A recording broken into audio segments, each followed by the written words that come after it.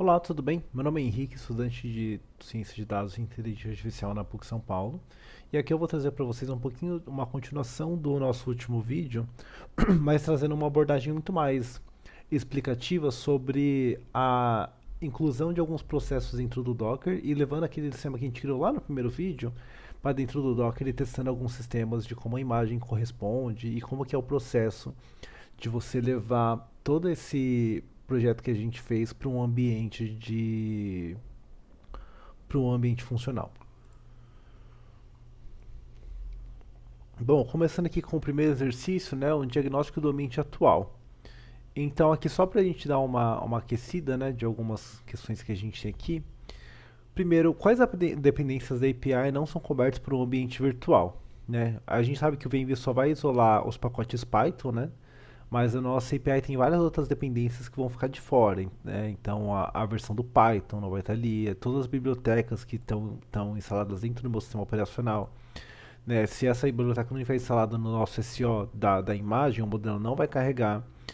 O HF Token, que é aquele token que a gente fez lá no primeiro vídeo com a variável no ambiente para baixar o modelo do Hugging Face Hub, não vai estar gerenciado lá, né? O próprio arquivo env, né, que tem toda a configuração da aplicação, precisa existir na máquina, né? Então o env não vai saber nada sobre isso.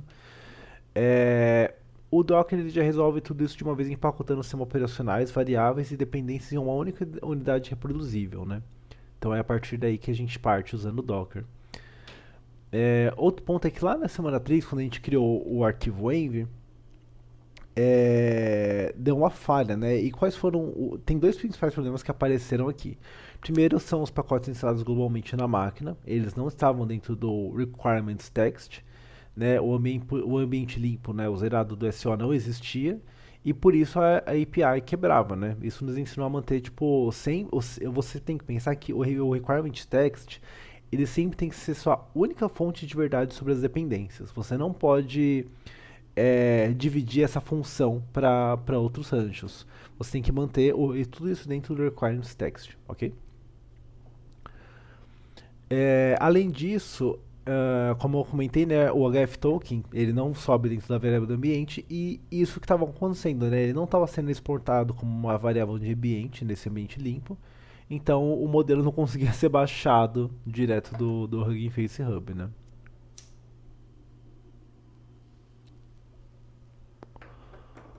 Depois disso, além do pipstall, o que você precisa fazer para rodar a API? Tem bastante coisa, na verdade, mas basicamente você ter o Python instalado na versão correta, a 3.11, criar o arquivo .env com o seu HF token do Hugging Face. Você precisa rodar dentro do Vicarnament num host local e ter todas as bibliotecas de sistemas compatíveis no sistema operacional também.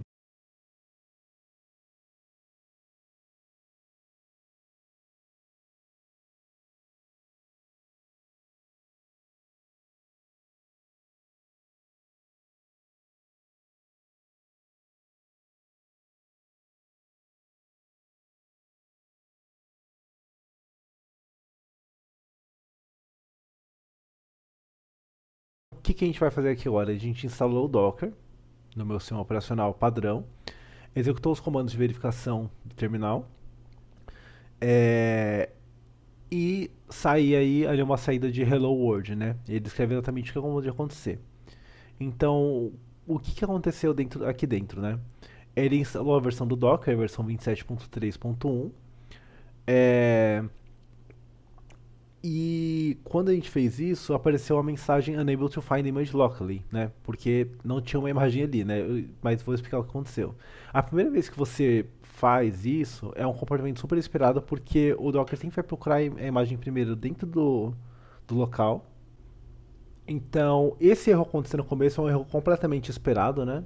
Porque o Docker ele sempre vai procurar a imagem primeiro no cache local, né? Que se ela já foi baixada anteriormente. Mas como é o primeiro uso, não tem nada no cache. Então ele vai buscar dentro do Docker Hub mesmo. Na próxima vez que você for rodar, o mesmo Hello World, essa linha não aparece mais, né? O Docker vai reutilizar a imagem do cache local. É, É como se fosse um navegador que salva os arquivos em caché, né? Os cookies, tudo que você reacessa, o segundo acesso vai ser sempre mais rápido do que o primeiro. E o container ainda existe após rodar? Sim.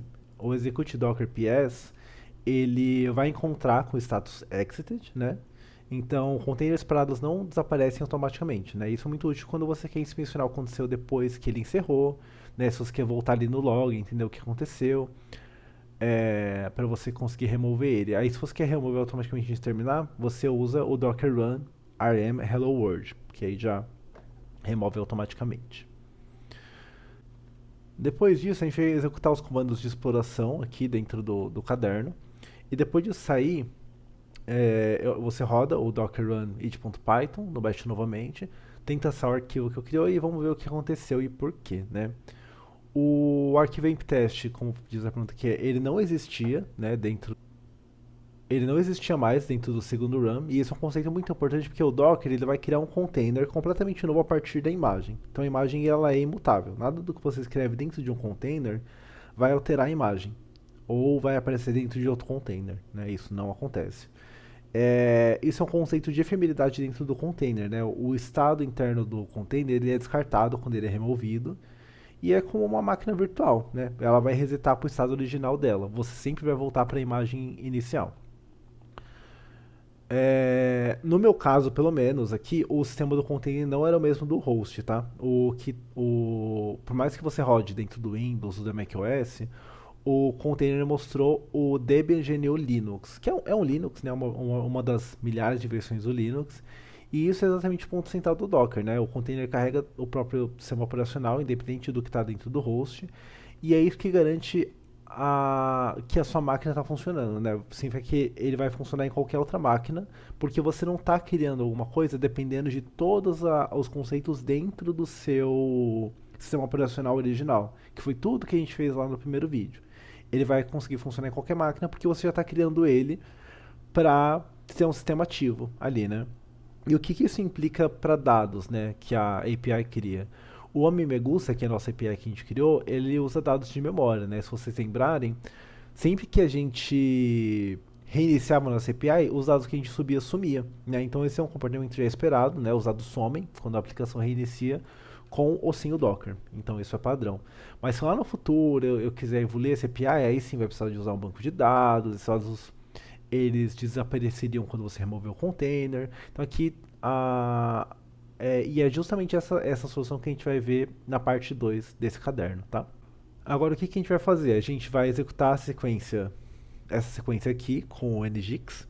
Enquanto o Nginx estiver rodando, eu abri o localhost, né, dentro do navegador, usei o comando do Docker, né, para ver os logs. Ele continua rodando e depois você para e remove o container.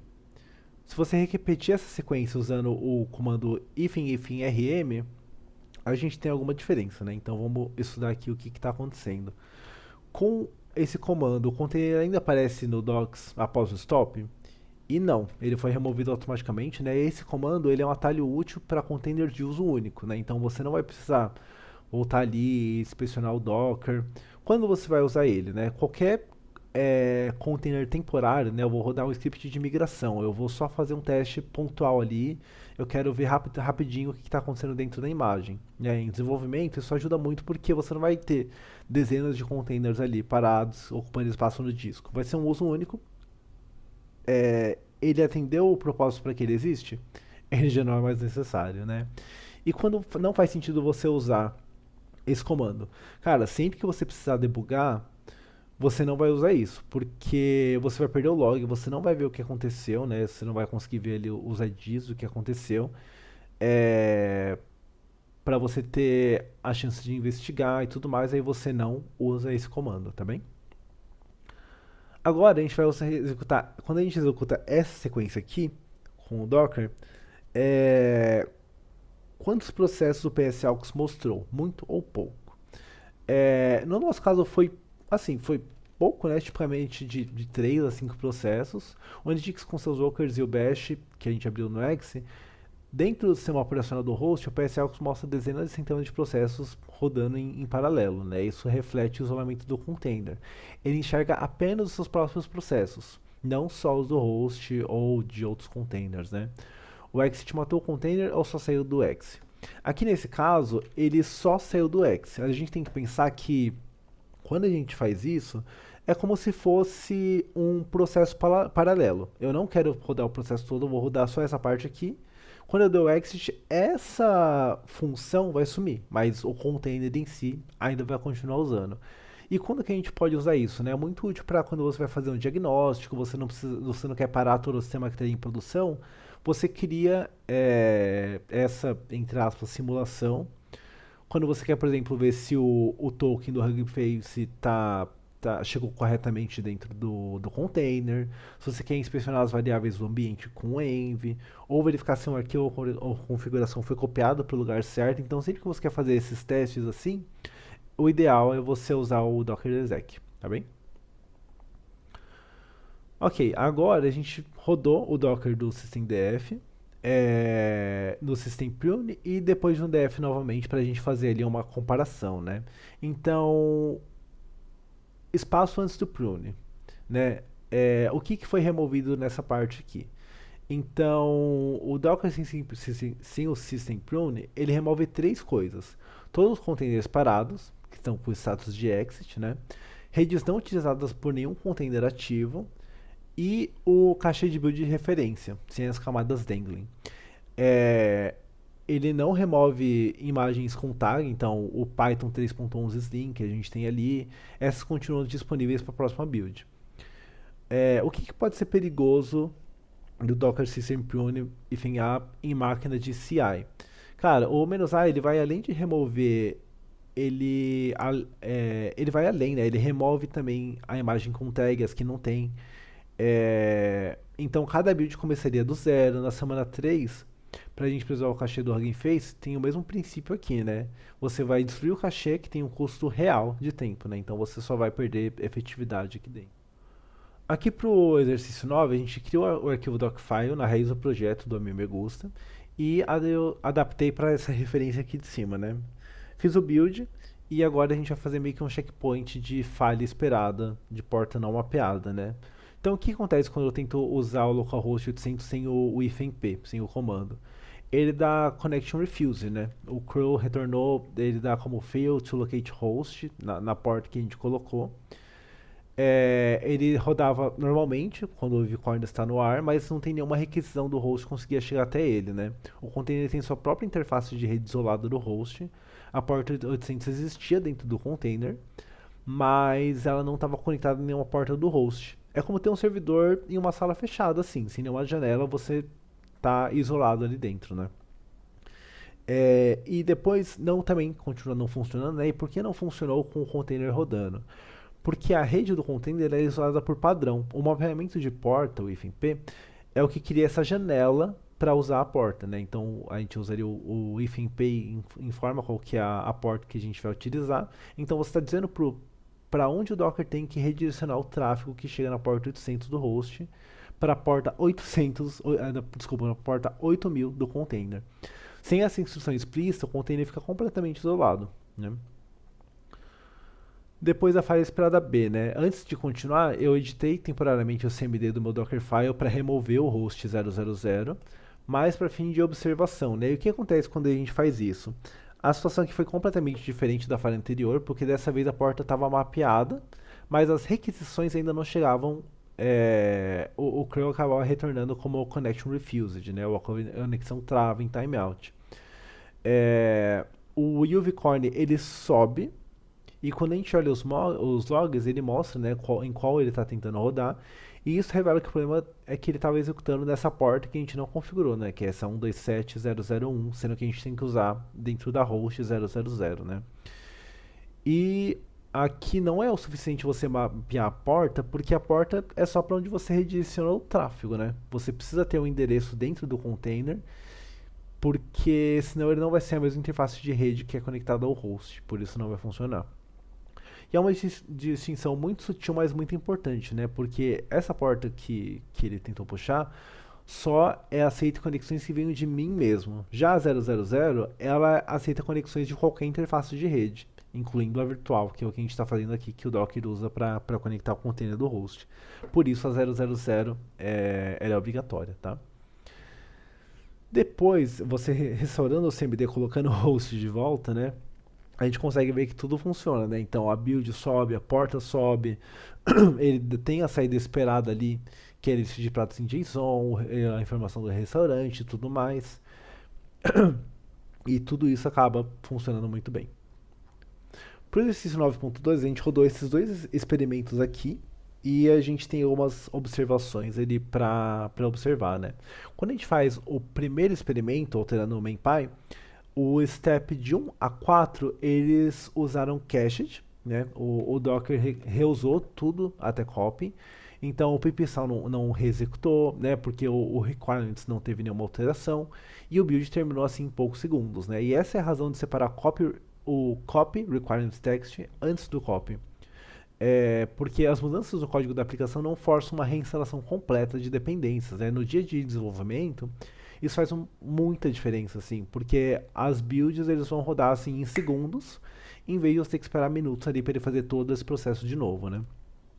Já no experimento 2, a gente alterando os requirements text, o cache foi invalidado a partir do step copy requirements text. O Docker foi invalidado também toda a cadeia, né, desde o primeiro passo que foi alterado. Então o pip install copy também reexecutaram, né? O build levou vários minutos para rodar, porque o pip baixou, instalou tudo de novo como se estivesse rodando do zero, né? E isso também explica por que a ordem das instruções do Dockerfile importa tanto, né? Se a gente colocasse só o copy antes do pip install, qualquer alteração em qualquer arquivo do .py forçaria uma reinstalação completa de toda a dependência. E isso seria zero eficiente, né? Aqui no exercício 9.3, a gente executa a build com duas tags, a v1 e a latest, e observando que tudo, né, tem o mesmo imagem ID. Né? Fazendo uma pequena alteração do código apenas com a tag v2 sem o latest, quando a gente executa, o que acontece? Né? A tag latest ele continua apontando dentro para v1, né? Isso surpreende muita gente, mas na verdade o latest não é uma tag mágica que só atualiza automaticamente, né? Como qualquer outra, ela segue um set de regras que você explicitamente inclui ela na build, né? E o Docker não tem como saber que a V2 é mais recente, a não ser que você diga isso na hora da build, né? Então, por que isso é perigoso em uma produção? Imagina um script de deploy que sempre faz o Docker pull API latest antes de subir o serviço. Se o latest ficou para trás, o deploy vai rodar em uma versão desatualizada sem nenhum aviso, ou pior, vai estagnar o stag em produção ou puxar o latest em momentos diferentes. E acabam rodando versões diferentes do código sem que você nem perceba, porque não vai ter um aviso sobre isso, né? Então, qual que é a estratégia de tag mais confiável aqui? Sempre usar o hash commit git como tag, né? Então, nome e a API. Com isso, qualquer imagem em produção você consegue rastrear exatamente qual commit que gerou ela e qual commit fez e quando também, né? No caderno P3, o pipeline vai fazer isso automaticamente, né? Usando o GitHub Hack, que a gente vai ver mais pra frente. No exercício 9.4, o que a gente fez? A gente criou uma cópia do Dockerfile chamada dockerfile.alpine, substituiu a primeira linha do from Python API e tentou fazer a build, né? E a gente vê que ele gera uma falha durante o pimp install do scikit-learn ou do NumPy. A mensagem de erro sempre vai estar associada exatamente a isso, né? E por que o scikit-learn falha no Alpine? O Alpine ele usa uma biblioteca C, diferente da musklibc, em vez da que o Linux padrão usa, que é glibc. Os pacotes pré-compilados do pip, os chamados wheels também, foram todos compilados para glib. Então, no Alpine, ele não vai encontrar nenhum wheel compatível para tentar compilar. O scikit-learn, o código-fonte, para isso ele precisa de GCC headers, é o desenvolvimento de ferramentas que não estão em imagem do Alpine mínima. E aí, o ganho de tamanho justifica o trabalho? E não, né? Principalmente para projetos de machine learning, quando a gente compara ali, o Python 3.11, ele de fato tem um peso maior, né? Ele é mais, em comparação, ele é muito mais completo, né? O Slim, o Alpine, apesar de serem modelos menores, eles não vão funcionar sem uma configuração extra, né? Então, para nossa API, o 3.11 Slim seria o equilíbrio completo, porque ele tem o mínimo ali com o glibc, e ele também é ideal para machine learning, né? E pequeno o suficiente para produção compatível com o site. Ok, aqui no exercício 10 a gente roda o container sem o token, para a gente ver qual que é o erro, né? Fazer um teste. Rodar com hífen ou HF token, rodar com env file para ver o mesmo resultado, e vamos ver o que a gente tira em cima disso, né? Quando a gente roda sem o HF token, a API retorna o erro de internal service error, né, nos logs do container.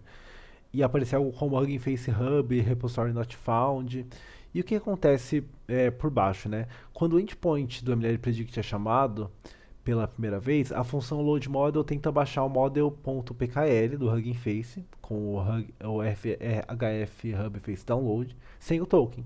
E obviamente o Hub Face vai rejeitar, porque você sempre precisa ter um token associado para você conseguir utilizar o modelo, né?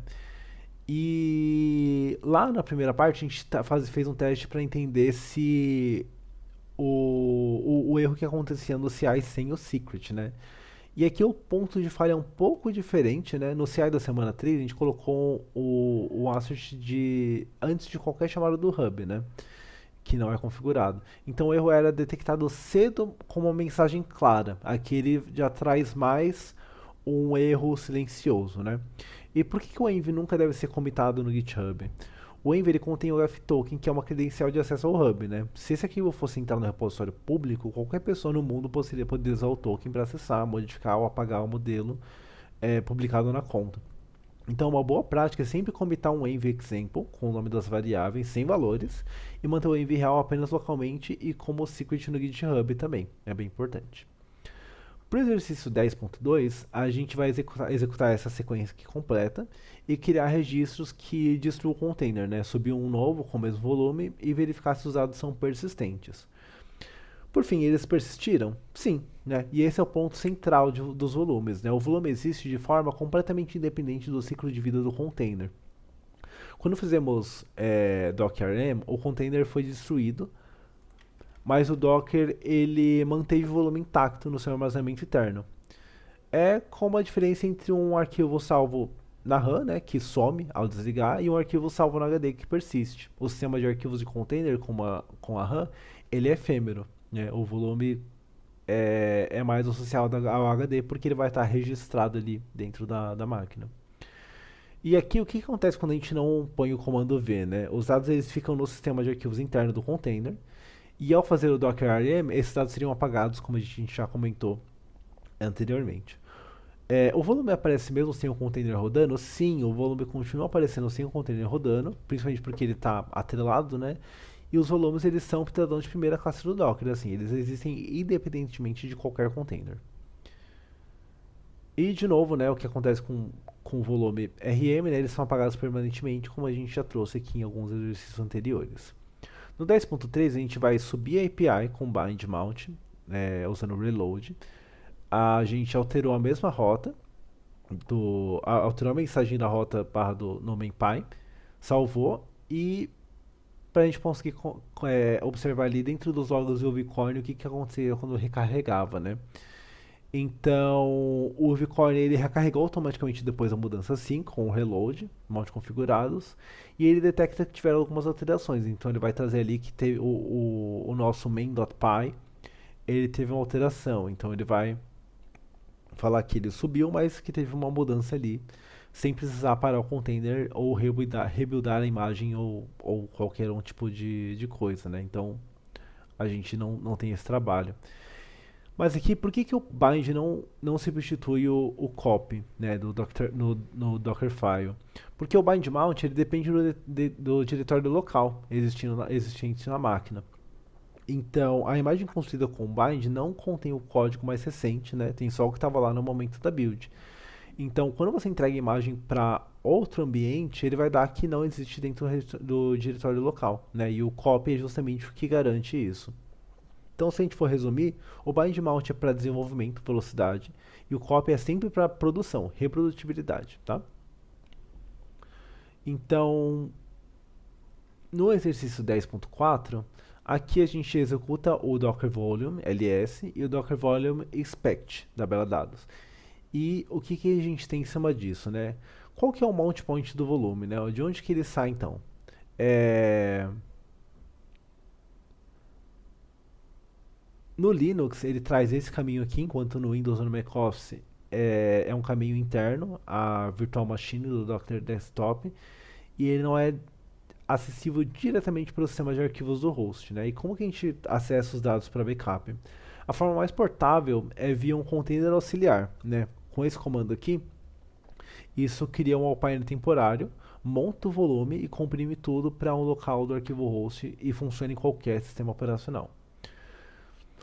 E por que o Docker é um volume prune ainda merece cuidado, né? Ele remove volumes que não estão mais montados em nenhum container ativo. Só que a armadilha aqui é que os containers parados, os não removidos, eles ainda aparecem no Docker PS.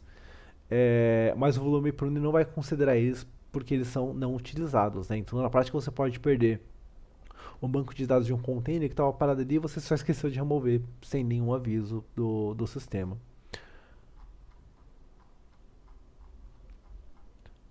Aqui para o exercício 11.1, a gente cria o Docker Compose YLM na raiz do projeto com dados de referência, executa o Docker Compose up para a API responder e depois executa Docker Compose down e observa, né, o que foi removido, né? E o que acontece aqui? O que o Compose faz além do Docker Run? Primeiro, tem três coisas importantes que o Docker Run não faz automaticamente. Ele não cria uma rede privada, ele não nomeia o container automaticamente, e o Docker Compose down, para o container, ele remove a rede de uma vez. Tudo que o Compose criou até então é desfeito, né? Exceto os volumes que a gente já comentou que fica dentro da memória. Então, como eu já comentei, né, sim, o sistema, os volumes ainda continuam existindo uma vez que eles estão gravados. Para o exercício 11.2, a gente sobe o Compose e observa os logs para entender o que está acontecendo aqui, né? A gente tinha uma falha esperada aqui, mas o que acontece exatamente aqui?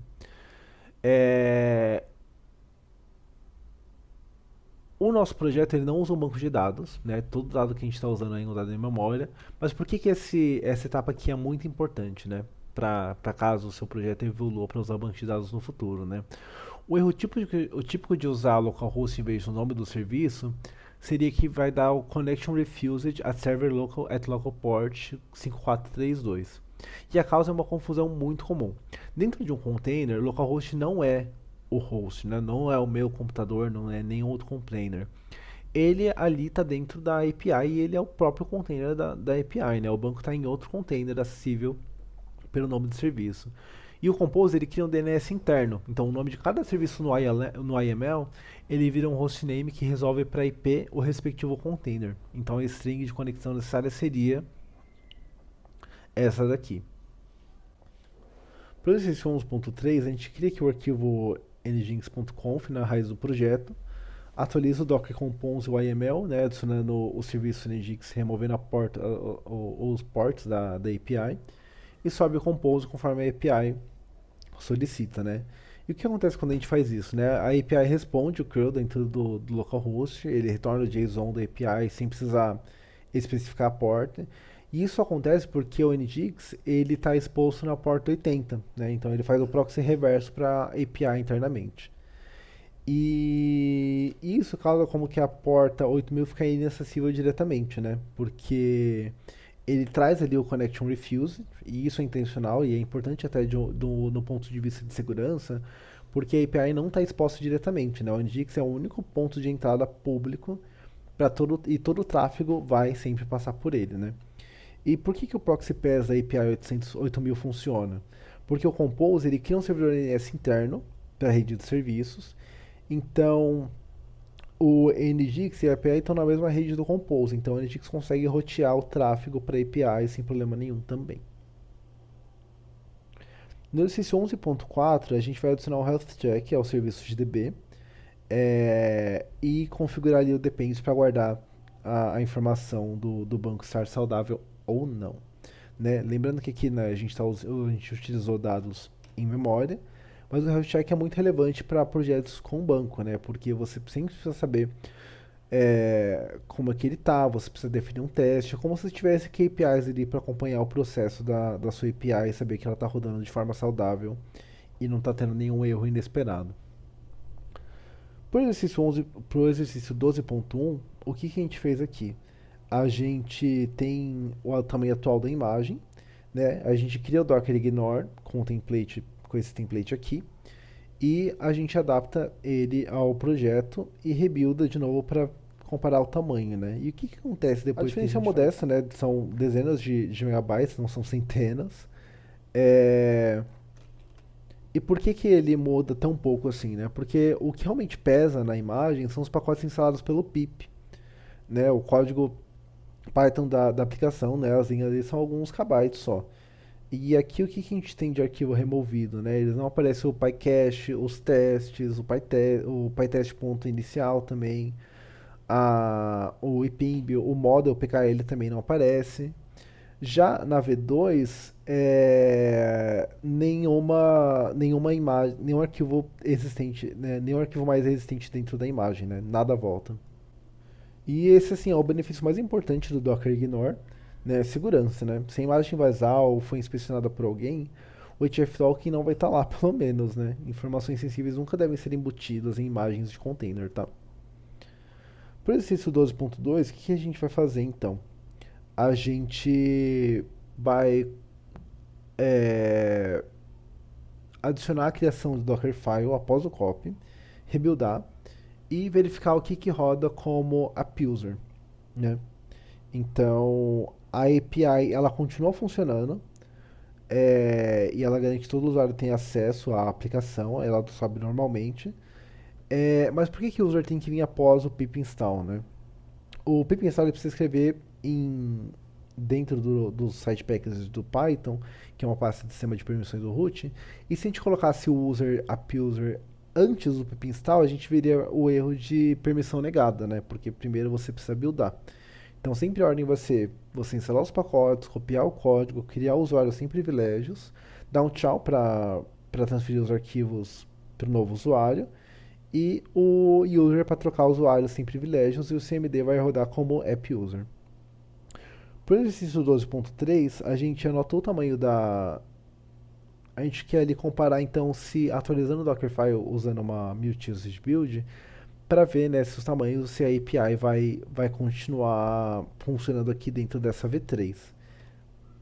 Então, basicamente, a redução varia entre 30 a 40% do tamanho comum, né? E a API continua funcionando normalmente. Ela copia os pacotes, né, instalados no estágio do builder para imagem final. A API tem tudo que precisa para rodar, né? Só os compiladores mesmo que ficam de fora. No exercício 12.4, a gente usa o Docker History para inspecionar as imagens V1 e V3 para fazer ali uma comparação do que aconteceu, né? O Rumpy Install Scikit-learn e as dependências, elas somam centenas de megabytes, né? Que eu já comentei anteriormente. É, e na V3, a layer do pap install não aparece.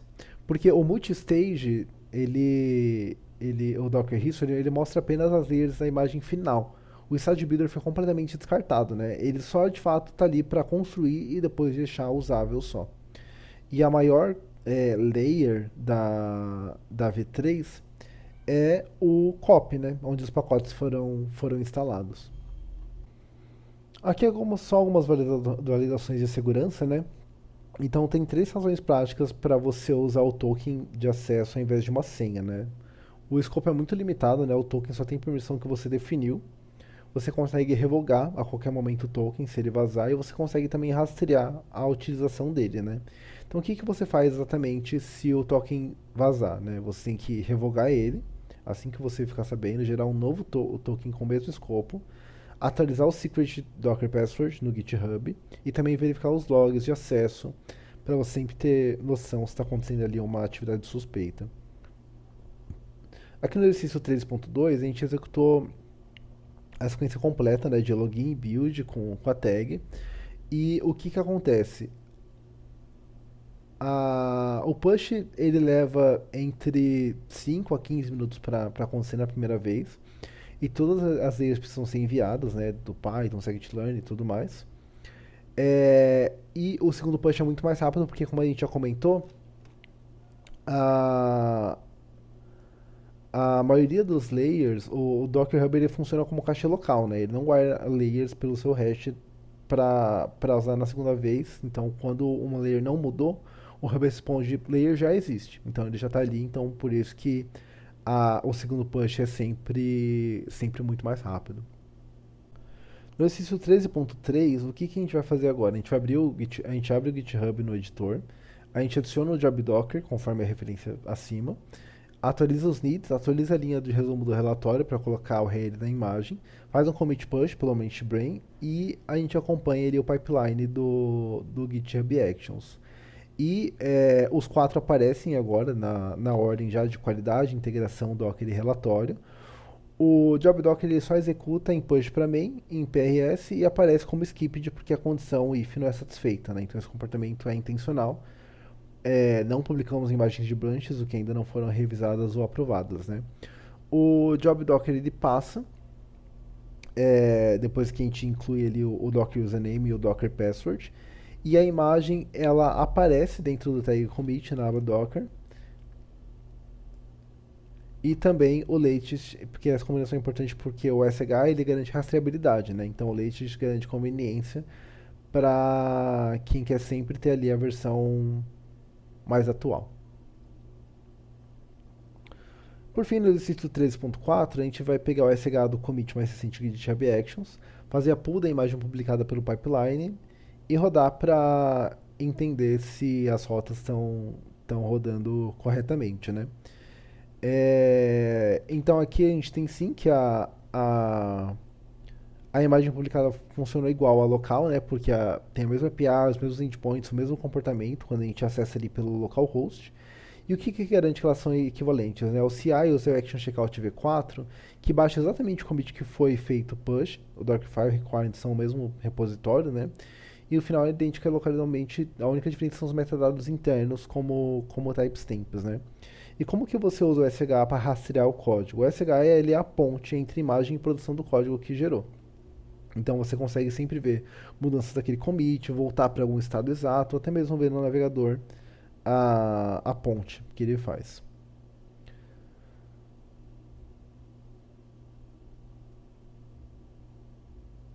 Aí aqui, só para fazer um teste um pouco dos erros, né, no exercício 13.5, é, qual o job que falha, né, quando a gente introduz o erro, né? Então, tem um erro de import do main.py, né? Então, a qualidade falha. E se você faz um erro na validação do modelo, a integração que falha, né? Todos os 422 testes, eles vão falhar. E o job Docker, ele não é executado, né? Ele fica como skipped porque ele sequer iniciou ele sequer iniciou, né? Isso é o comportamento esperado, porque o exige de integração é um portão. Então, se o sistema de integração falhou, o Docker simplesmente não vai rodar até o final. E isso também faz com que a imagem não seja publicada no Docker, porque ele já está cortando ali o processo pela metade, né? Então, basicamente, o que a gente tem aqui no final é assim que fica a telinha no final, né, com tudo conectado.